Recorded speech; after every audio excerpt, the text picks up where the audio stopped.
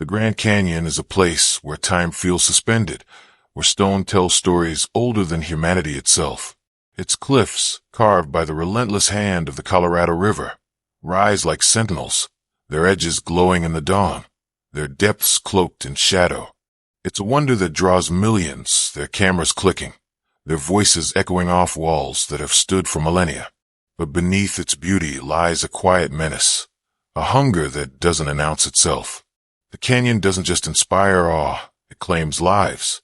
In May 2014, Sarah Kane, a 29-year-old wilderness photographer with a heart as fierce as the landscape she chased, stepped onto the Devil's Chasm Trail, a remote, unforgiving path on the canyon's eastern rim. Her goal was simple: capture the elusive fracture light, where the sun's rays splinter across the rock, revealing the canyon's hidden soul.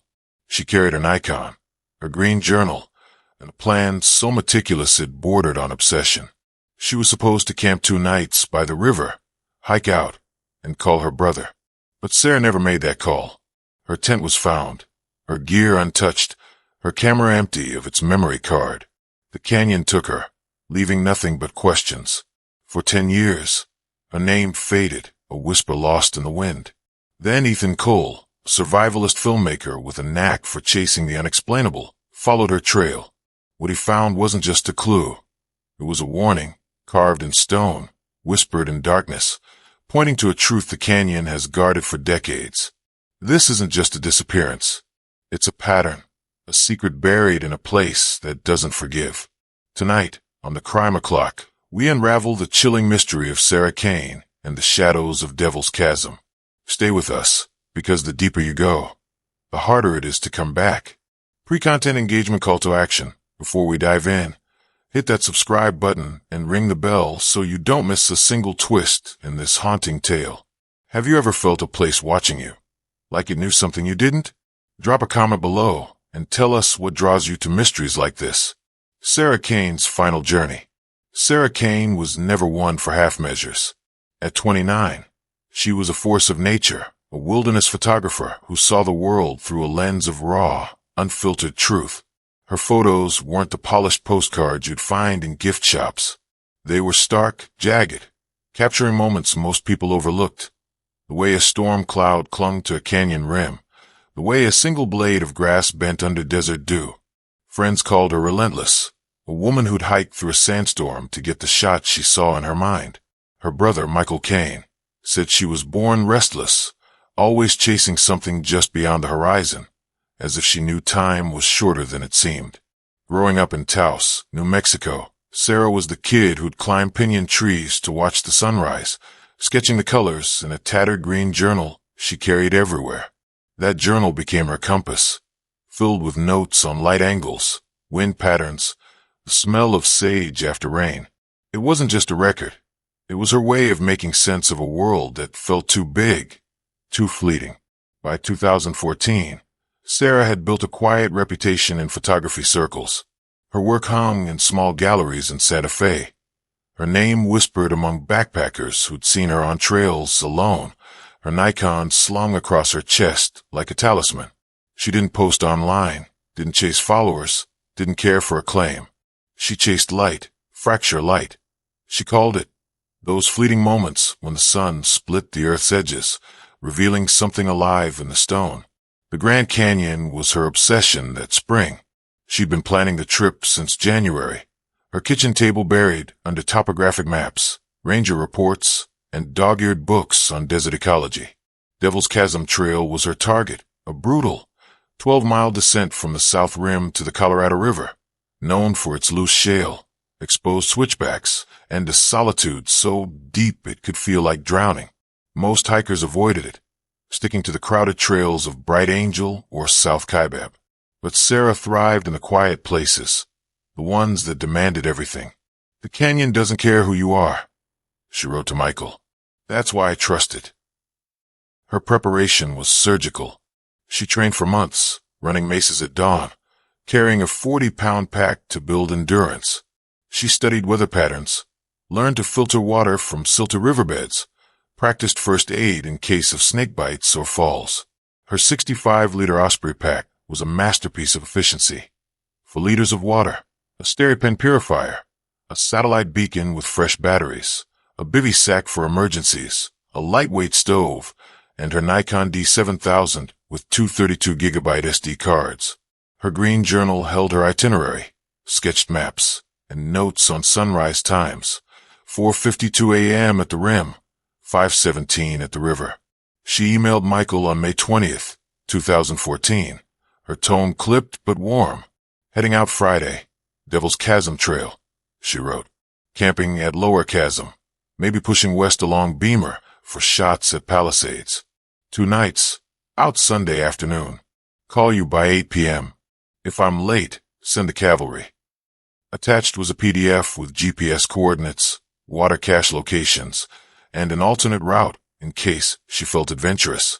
Michael smiled when he read it, picturing her squinting at her laptop, double-checking every detail. Sarah didn't leave things to chance. On May 23rd, she stood at the trailhead at 6:42 a.m., the canyon stretching before her like a challenge. A Ranger camera caught her adjusting her pack, her dark hair tied back, a crescent moon patch stitched onto her green backpack, a relic from childhood, a gift from Michael when they were 12, sewing under their grandmother's porch light. She signed the backcountry logbook in her sharp, angular script. Sarah Kane, Devil's Chasm Trail, 2 nights, river camp. A solo hiker, a wiry man in his 50s with a gray beard, passed her at mile 1, later telling rangers she nodded, her pace steady, her eyes on the trail. She looked like she was born for it, he said. Not a tourist, not nervous, like she knew exactly where she was going. By 8:30 a.m., the sun was climbing, the temperature hitting 90 degrees, the air dry as bone. By noon, with the heat pushing 95 and no clouds to break it, Sarah was gone. No check-in at the ranger station below, no signal from her beacon, no call to Michael. Her Subaru sat untouched in the lot, a Twizzler on the passenger seat, a map folded on the dash. The canyon had taken her, and it wasn't talking. Engagement prompt. Have you ever hiked a remote trail alone, trusting your instincts to carry you through? What would you pack for a place as unforgiving as Devil's Chasm? Share your tips or stories in the comments below, and let's see how you prepare for the Grand Canyon's wildest corners. The search that found nothing. When Sarah didn't call on Sunday night, Michael Kane knew something was wrong. She'd never missed a check-in, not once. Not even when a monsoon flooded her campsite in Colorado, or when she sprained an ankle in the Sierras. He waited until 9 p.m., pacing his Albuquerque apartment, his phone silent. By 10, he was on the phone with Grand Canyon Dispatch, his voice calm but his hand shaking. My sister's overdue, he said. Sarah Kane, Devil's Chasm Trail. She's not careless. By midnight, a ranger named Elena Marquez was at the trailhead, checking Sarah's forest green Subaru.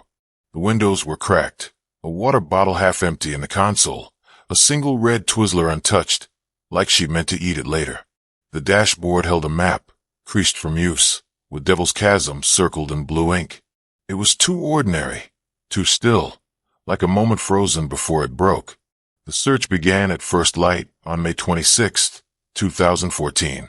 2 rangers descended the trail, their boots kicking up dust in the rising heat. At mile 7, near the Colorado River, they found her camp tucked under a lone cottonwood, its branches clawing at the sky. Her pale green tent was pristine, the fly unzipped halfway, one corner staked into smooth river stone. Inside, her sleeping pad was rolled tight, never used. A titanium pot sat by a cold fire ring, filled with scorched quinoa and dehydrated peas. The water boiled away to a bitter crust. Her boots stood outside, laces loose, socks folded inside with care. Her trekking poles leaned against a rock, tips barely worn. It was as if she'd stepped away mid-task, expecting to return. Her 65-liter pack was there, stuffed with gear, food, first aid kit, water purifier. But her camera bag was open, the Nikon D7000 lying face down in the sand a few feet away, lens intact, battery full. The rangers checked the memory slot. The SD card was gone. No blood, no torn fabric, no signs of a struggle. The ground held no footprints beyond the campsite, No drag marks, no evidence of animals or rockfall. It was clean, too clean, like the canyon had erased her. Pinned inside the tent was a hand-drawn map in Sarah's handwriting, a single line veering from her planned route into an unmarked side canyon west of the river. Next to it, she'd written, "Shortcut to Palisades? Check tomorrow. Better light." It was a choice she hadn't shared with Michael, a deviation from her meticulous plan. In the Grand Canyon, one wrong turn can rewrite your story. The rangers marked the site, sealed the tent, and called for backup. By noon, a helicopter buzzed overhead, its thermal imaging sweeping the cliffs, the river, the endless gullies. Nothing registered, no heat, no movement, just stone staring back. On the ground, K9 units scoured the trail, dogs pacing, noses low. But they stopped short, whining, circling spots with no scent to follow. Volunteers joined, combing 200 square miles of scrub, shale, and arroyos choked with tamarisk and willow. Divers checked the Colorado's eddies, where currents could hide a body. Rock scramblers roped into crevices, shouting Sarah's name into a void that swallowed sound. Days turned to weeks, and the search grew desperate, then quiet. No pack, no camera, no trace. The canyon was a vault, and Sarah was locked inside. Michael refused to let it end. He stood at a press conference on June 3rd, clutching Sarah's green journal, his face carved with grief, but his voice steady. "She's out there," he said. "If she's not, I'll find what took her. That's what she'd do for me." He quit his job as a mechanic, sold his apartment, and bought a battered Toyota 4Runner, filling it with maps, ropes, and a resolve that scared his friends. He learned the canyon's language, its wind patterns, its hidden springs. The waste shadows lied about distance. Every May, he returned, hiking Devil's Chasm alone or with volunteers, marking his path with colored cairns, a habit from childhood when he and Sarah built trails in the woods behind their house. He memorized her journal, her emails, her sketches, as if they could lead him to her. He named a side canyon Kane's Hollow, a place beyond her planned route where the air felt heavier, the light dimmer. Locals called him obsessed, said he was chasing a ghost. Michael didn't care. He saw Sarah in every sunrise, heard her in every gust, felt her in the weight of his pack. "She's my sister," he told a ranger once. "You don't stop looking for family." 3 years passed, and Sarah's name slipped from headlines to whispers, her case filed away in the ranger station drawer. But in August 2017, a crack appeared in the silence. 2 geology students from Northern Arizona University were mapping erosion patterns near Kane's Hollow, their tools clinking against limestone. One spotted something caught in a crevice, a flash of green, weathered but intact. They thought it was trash, a hiker's litter, until they pulled it free. The binding was cracked, the pages swollen with old water, but the name inside was unmistakable, Sarah Kane. Her handwriting filled every page, notes on river levels, cloud shapes, a raven that shadowed her for miles, a moon so bright it burned her eyes. She wrote about the heat, the way it pressed against her skin, the way the canyon seemed to hum at night, but the tone shifted halfway through. "Saw a figure on the ridge at dusk," she wrote on May 23rd. "Thought it was a hiker, but no one's out here. Kept moving, didn't look back." The next page was Messier, her pen digging into the paper. Heard footsteps, not mine. Too heavy, too close. The final entry, dated May 24th, was smeared with dust and what looked like blood. "It's following me," she wrote. "Not sure if it's human. It doesn't walk right." No signature, no goodbye. Just those words, scratched as if her hand shook with every letter. The journal proved Sarah had lived beyond her last known moment, long enough to be afraid, long enough to leave a warning. The canyon was starting to speak, and it had more to say. Whispers of Chasm. The Grand Canyon doesn't just take people. It keeps them, folding their stories into its stone, its silence, its endless shadows. By 2017, Sarah Kane's disappearance was a fading echo, a name rangers mentioned in passing, a warning for new hikers to stick to the main trails. But the canyon wasn't done with her. It never is. That summer, A couple from Reno, Nevada, both in their 40s with decades of backpacking behind them, hiked toward Phantom Ranch, a remote outpost where the river curves and the cliffs loom like silent judges. They were a mile past the last cottonwood, the sun dipping low, when they saw a figure on a ledge above. A woman alone, her silhouette sharp against the orange sky. She wore a green backpack, straps frayed, and a wide-brimmed hat that caught the wind. She stood still, her head tilted, as if listening to something in the distance. The couple waved, called out, expecting a nod or a shout. She didn't move. She turned, stepped behind a boulder, and was gone. They hiked to the spot, their boots slipping on loose shale, expecting a path, a rope, a sign of her descent. The ledge ended in a sheer drop, 200 feet to the riverbed. No trail, no footprints, no way forward. Just stone, smooth and cold, like it had never been touched. They reported it to a ranger that night, their voices unsteady, chalking it up to heat stroke or a trick of the light. The ranger, woman with 20 years on the trails, wrote it down but didn't meet their eyes. Happens sometimes, she said. Canyon plays tricks. But she lingered on their description. The green backpack, the hat, the way the figure didn't acknowledge them. 2 weeks later, a retiree from Boulder, hiking solo, saw her too. Same ledge, same posture, same silence. This time, she seemed to hum a low, uneven melody that carried on the wind, stopping when he called out. He blinked, and she was gone, vanishing behind the same boulder. By 2018, 6 more sightings trickled in, all near Phantom Ranch, all describing a woman who watched, then disappeared. Some said her eyes were empty. Others swore they felt her gaze, heavy and unblinking, like a weight they couldn't shake. Online, hikers swapped stories, calling her the wraith of Devil's Chasm, a ghost born of campfire tales. But Michael Kane saw something else, a signal, a map, a way back to his sister. Michael had never stopped searching. His forerunner was a rolling archive, stuffed with maps, ranger logs, and printouts of hiker forums. He'd marked every sighting, every rumor, on a topographic map that lived in his pack, its folds splitting from use.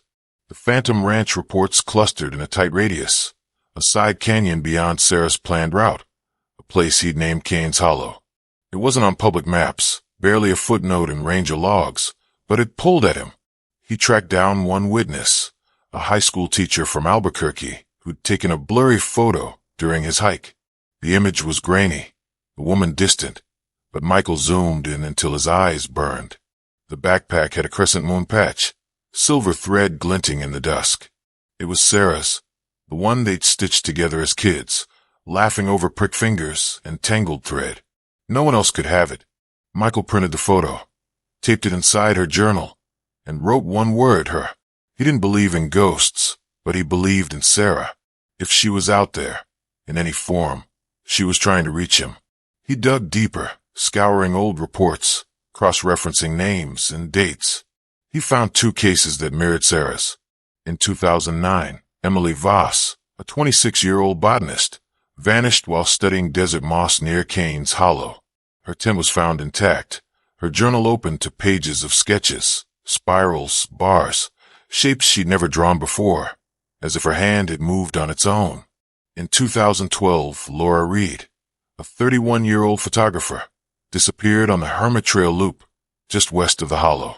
Her boots were found by a dry wash, laces tied, soles clean, as if she'd set them down and walked away barefoot. Her phone held a 6-second voice memo, wind, then a tapping, like knuckles on stone, slow and deliberate. Michael added their names to his map, dots converging in a place the canyon seemed to protect. He found others, hikers from the 1990s, the 1980s, even earlier, all women, all alone, all gone near Kane's Hollow. Some left symbols, others left nothing. A 1994 Ranger report mentioned a hiker's journal with a single line.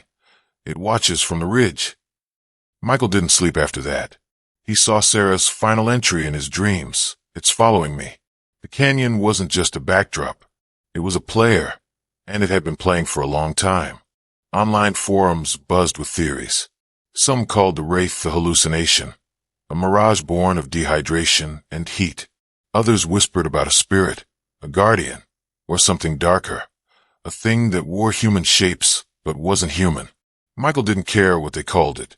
He cared about the pattern, the sightings, the hollow. He cared about the sister who taught him to climb trees, to chase light, to never stop looking. He carried her journal everywhere, its pages a lifeline, its final words a warning he couldn't unhear.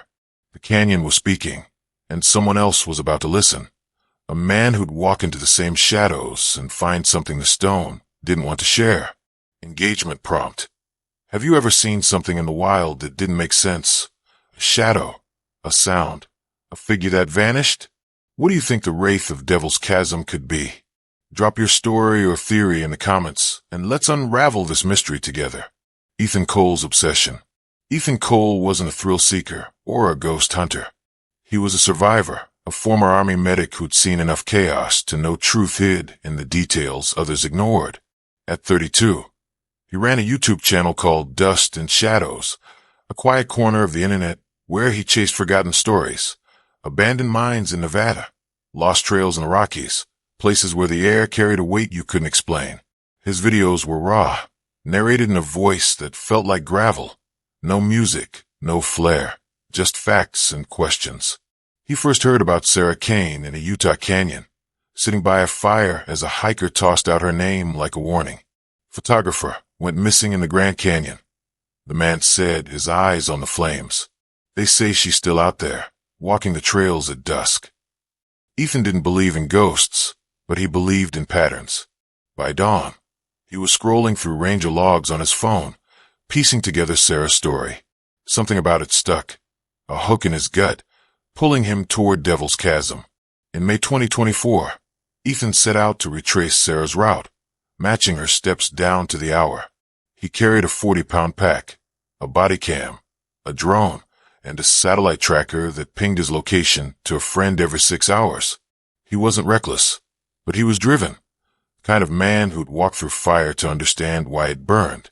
The Devil's Chasm trail felt alive under his boots, its shale crunching like dry bones, its heat rising like a fever. The canyon watched him, its cliffs silent but heavy, the wind screaming through switchbacks, then falling still. He narrated as he walked, his voice low, steady, noting the way the light shifted, the way the air thickened at dusk. On the first night, he camped near the river, his tent pitched on a sandy flat.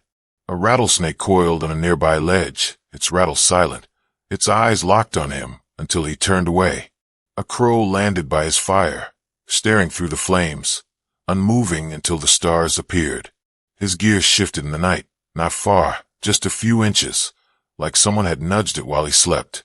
On day 3, Ethan veered into Kane's Hollow, following a hunch from Michael's map, shared in a late-night email. The trail faded, replaced by loose rock and thorny scrub.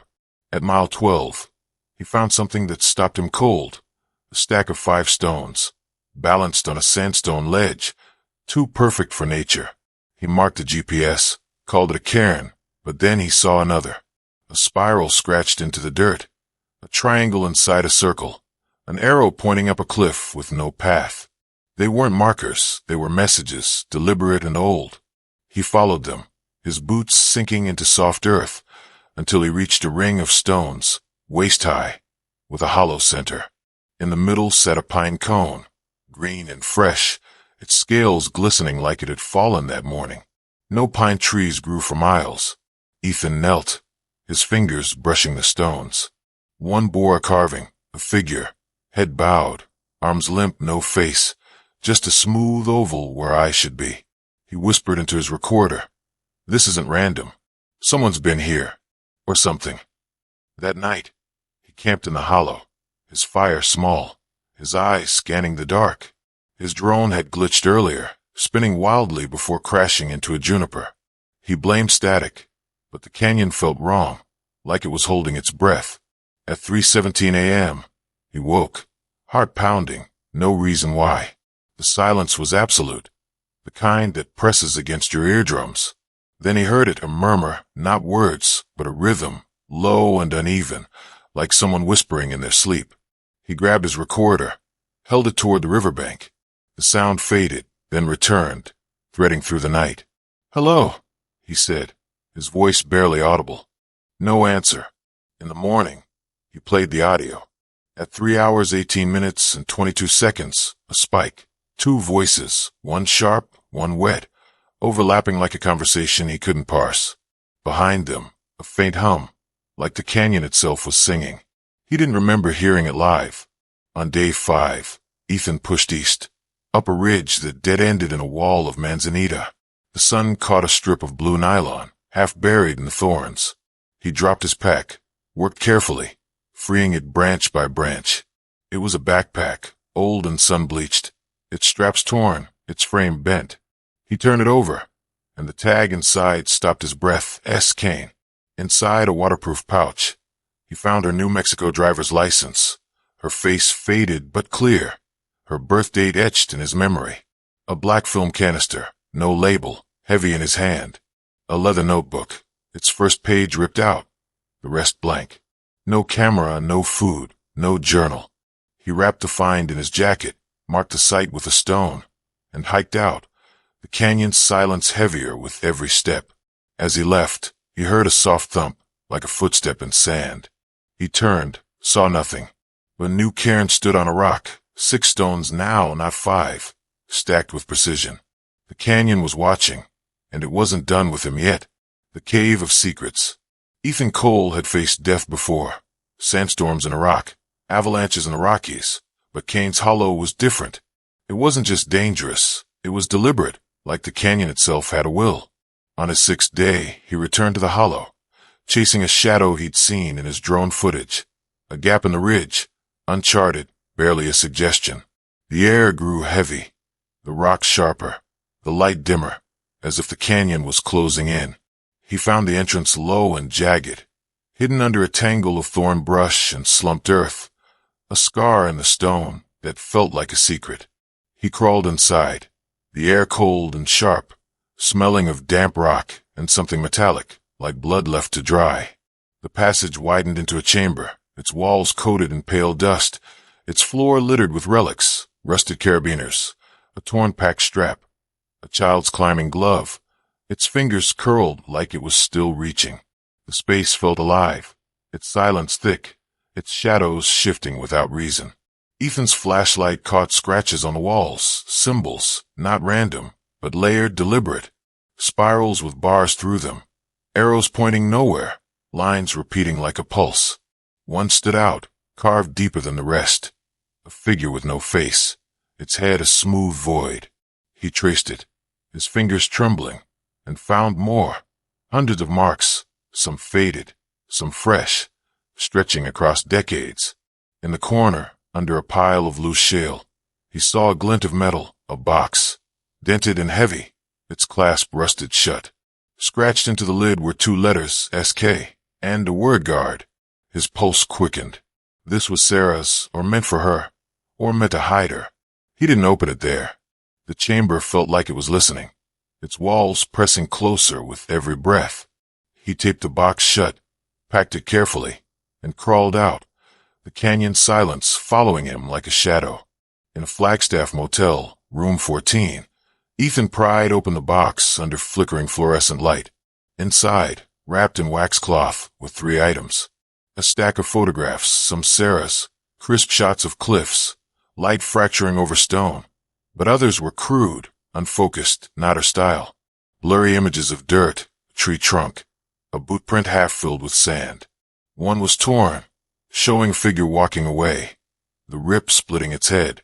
A compass, its needle spinning wildly, etched with tiny words, "Don't trust the shadow." And a voice recorder small, its casing cracked, dusted with what looked like blood. Ethan slid in new batteries, his hands steady, but his breath short. One file, timestamp May 24th, 2014, 2:13 a.m. Sarah's voice came through, thin and sharp, like she was whispering to herself. "It's Saturday, I think," she said. "Moved camp uphill. River was too loud, kept hearing things." A pause, a crack like stone shifting. "Saw someone on the ridge. Thought it was a hiker, but no one's here. No one should be. Her voice dropped, barely audible. It's not a hiker. The pack looked right, but moved wrong, like it didn't fit the body. A rustle, a match striking. I didn't believe in this stuff, she said. Ghosts, spirits, whatever. But this isn't right. A thud, heavy, not hers. It keeps coming back. The tape cut off, her voice hanging, unfinished.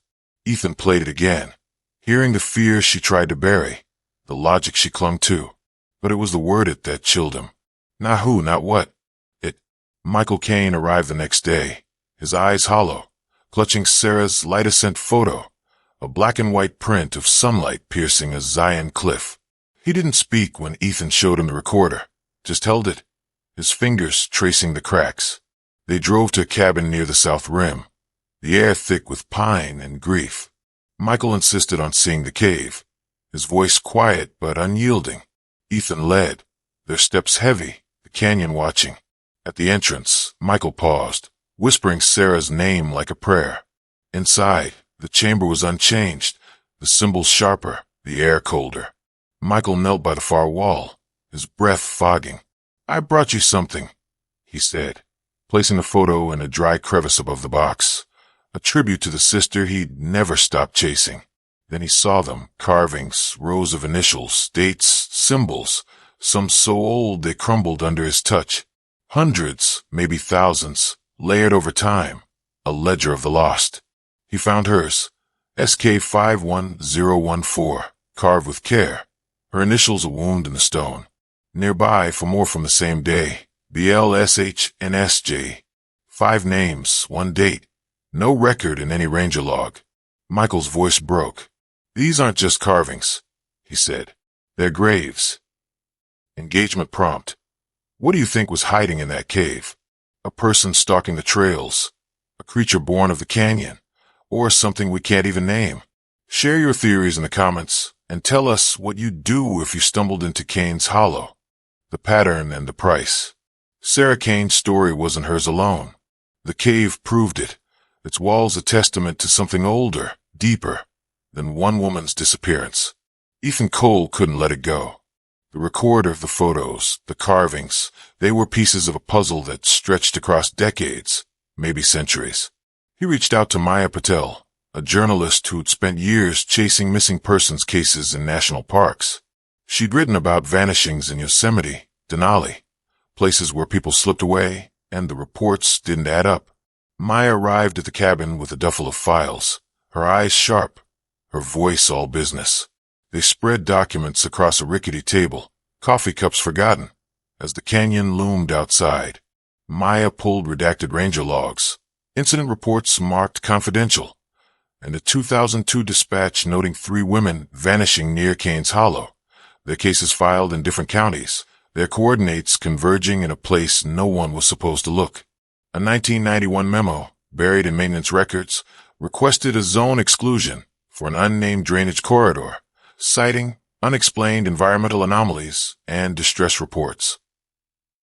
A ranger named M. Trevors, who patrolled the area in 1994, filed for leave after reporting persistent auditory hallucinations and a sense of being followed. His file ended abruptly, no follow-up, no transfer. Maya found 2 maps, one public, one internal. The public map showed nothing, just trails and rivers. The internal one had a blank spot, less than a square mile, right where the cave sat. In the margins, a phrase repeated, Escalante Watch Zone. No explanation, no official record, just a name that carried weight among veteran rangers. Maya and Ethan cross-referenced missing persons files, finding names that echoed Sarah's story. A hiker in 1987, a botanist in 1993, a climber in 2001. All women, all solo, all gone near Kane's Hollow. Their gear held symbols, spirals, bars, shapes that didn't belong. A 1996 journal found in a crevice ended with, "It watches from the ridge." Ethan felt the pattern tightening, like a noose. The canyon wasn't just taking people. It was choosing them, marking them, leaving clues for those who dared to look. Ethan went back alone.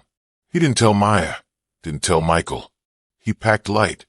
2 canteens, a headlamp, 3 knives, Sarah's light-ascent photo folded in his pocket. No camera, no tracker, just her voice in his head. It moved wrong. He followed the trail, past the cairns that seemed to multiply, their stones fresher, unweathered. One had a handprint, small, smeared in dust, like it had been pressed that morning. The manzanita around Sarah's backpack site was thicker, choking the path, as if the canyon was erasing his mark. He reached the cave at dusk, the air cold, the silence absolute. The carvings were sharper now, the symbols crowded, as if they'd grown in the days he'd been gone. He checked a crevice where Michael left Sarah's photo. It was there, untouched, but beside it was a new mark, EC51924. His initials, his date, carved clean, like the stone had written it itself. Ethan sat by the box, his breath fogging, listening to a silence that wasn't silent. He didn't speak, didn't move. He knew he wasn't leaving. The canyon had claimed him, just as it claimed Sarah. 3 days later, rangers found a silver Toyota at the trailhead, keys in the ignition, Sarah's photo on the dash. The search was quiet, no helicopters, no press, just a few rangers who knew better than to ask questions. Michael Kane stood at the rim, his face etched with new lines. He'd come every year since 2014, lighting a candle, leaving a flower, whispering Sarah's name into the void. Now he whispered Ethan's, too. He found her, he said, his voice barely there. Or she found him. The canyon didn't answer, but it watched, its shadows deeper, its silence heavier. Something waited in Kane's hollow, not alive, not dead, just there. And it wasn't finished. Outro and conclusion. The Grand Canyon is a keeper of secrets, its stone a ledger of names and stories it refuses to tell. Sarah Kane walked into Devil's Chasm in 2014, chasing light, and vanished into shadow. Ethan Cole followed in 2024, chasing truth, and joined her in the silence. They weren't alone. Emily Voss, Laura Reed, and countless others, their initials carved in a cave that holds more than history. The journal, the recorder, the symbols, they're fragments of a truth too big, too old, for one story. Was it a predator, human or otherwise, stalking the trails? Was it something the canyon birthed, something that wears shapes but isn't shaped? Or was it a secret buried by those who knew and chose to look away? The redacted logs, the Escalante watch zone, the carvings, they point to something no one wants to name. Ethan's final video, uploaded at 3:09 a.m. on a Tuesday, told it all. No music, no edits, just him in a motel room, his eyes heavy, his voice raw. This isn't about one person, he said. It's about a place that takes and keeps taking. He showed the photos, the recorder, the cave, every detail laid bare. I'm going back, he said. No camera, no record. I need to know what took her. The screen went black, no goodbye, no end card. A satellite backup later pulled one image, a blurred shot of the cave wall, a new carving. EC51924. Michael Kane carries Sarah's photo, light ascent, in his wallet, a piece of her he'll never let go. He doesn't search for closure anymore. He searches for her, and now for Ethan, in a place that doesn't forgive. The canyon waits, its secrets carved deep, its silence louder than any answer. Call to action. The Grand Canyon keeps its secrets, but we want your voice. What do you think took Sarah and Ethan? A person, a presence, or a cover-up buried in the stone? Have you ever felt a place watching you, like it knew more than it should? Share your theories and stories in the comments. We read every one. If you want more mysteries like this, smash that subscribe button and turn on notifications so you don't miss our next dive into the unknown. And if you'd like to support the Crime O'Clock and keep these stories alive, check out our Buy Me a Coffee link in the description. Thanks for walking the shadows with us. Until next time, keep chasing the truth, but watch your step.